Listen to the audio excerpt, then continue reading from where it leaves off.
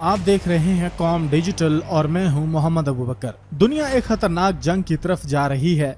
ये जंग सिर्फ दो मुमालिक नहीं बल्कि पूरी दुनिया को अपनी लपेट में ले सकती है, क्योंकि ये हमला कहीं दूर नहीं बल्कि पाकिस्तान के पड़ोस में होने वाला है। रिपोर्ट्स के मुताबिक इसराइली फौज ईरान पर हमले की मुकम्मल तैयारी कर चुकी है और निशाने पर है बूशहर का न्यूक्लियर प्लांट, वही प्लांट जो खलीज फार्स के किनारे वाक़े है और जिसे ईरान की वाहिद फाल एटमी तंसीब माना जाता है।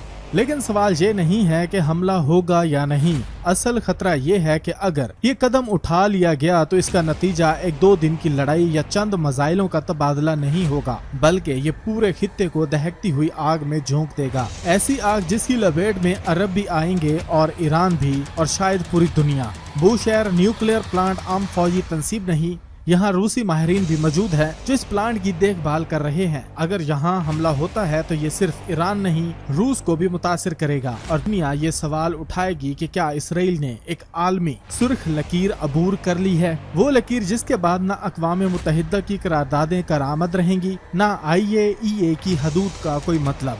एटमी हमले की सूरत में सिर्फ एक इमारत तबाह नहीं होगी बल्कि फिजा, पानी, जमीन सब कुछ मुतासिर होगा। ताबकारी का धुआं न मजहब जानता है न कौम, वो सिर्फ फैलता है और खामोशी से नस्लों को बीमार कर देता है। खलीजी मुमालिक जैसे सऊदी अरब, कुवैत, कतर और बहरैन ये सब बूशहर से चंद घंटे की हवाई मुसाफत पर हैं। अगर ताबकारी हवा में तहलील हुई तो ये सब मुमालिक इसकी जद में होंगे। इन मुमालिक के नमकीन पानी को मीठा करने वाले प्लांट्स, समुद्री हयात और इंसानी सेहत सब खतरे में होंगे।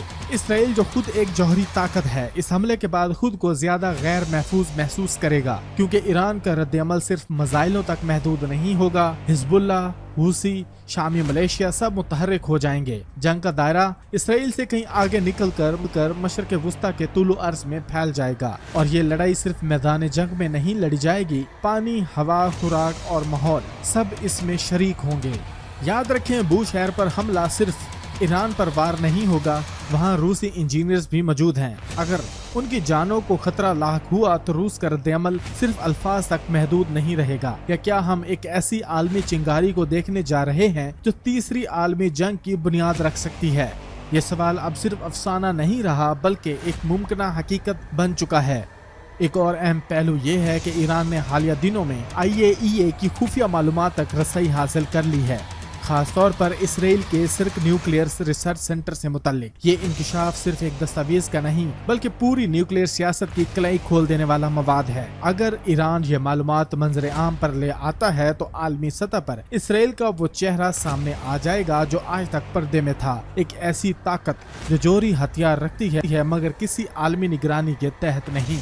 इसी पस मंजर में अमेरिका और यूरोप की जानिब से ईरान के खिलाफ IAEA बोर्ड में करारदाद लाने की तैयारी हो रही है। वजह कुछ भी हो, असल मकसद ईरान के इंकशाफात को रोकना है ताकि इसराइल पर सवालात ना उठें। लेकिन अगर ईरान आगे बढ़ गया और उसके पास मगरबी मुमालिक से मुतल्लिक भी हसास मालूमात हैं, जैसा कि उसके इंटेलिजेंस वजीर ने इशारा दिया था, तो ये न्यूक्लियर प्लांट्स का मामला नहीं रहेगा, ये एक आलमी सियासी जलजला बन जाएगा। बूशहर पर हमला जो बज़ाहिर एक फौजी कार्रवाई होगी, दर हकीकत इंसानियत के मुस्तकबिल पर हमला होगा। ये फैसला सिर्फ इसराइल या ईरान का नहीं बल्कि पूरी दुनिया का इम्तिहान होगा, क्योंकि अगर हमने आज खामोशी इख्तियार की तो कल ये जहर हमारी ही फजा में घुलकर हमें बेआवाज मार देगा।